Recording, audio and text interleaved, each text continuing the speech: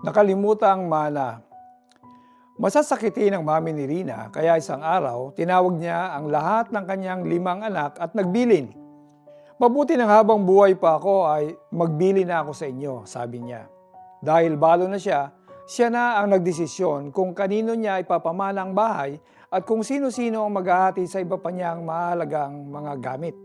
Pagkatapos, sinabi niya kay Rina, "Ikaw naman anak ang pinakamagandang buhay sa inyong magkakapatid, kaya hindi na kita pamamanahan. Ikaw na lang ang bahala para siguradong mapunta sa mga kapatid mo ang para sa kanila."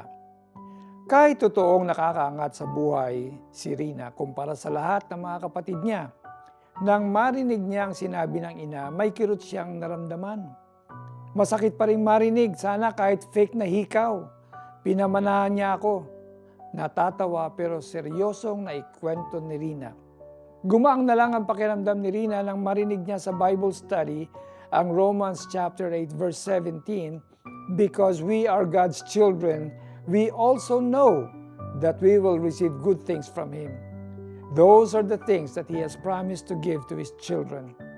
Together with Christ, we will receive the things that God has kept for Him. That is true if we agree to have troubles like Christ did. Then we will also enjoy life in heaven like Christ does.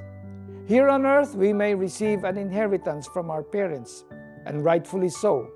Pero minsan, walang naipamamanang kayamanan ng ating parents. O di kaya naman nalilimutan o sinasadyang hindi pamanahan. Makalimutan man tayo, huwag nating kalimutan ang spiritual inheritance that is reserved for all who are in Christ Jesus.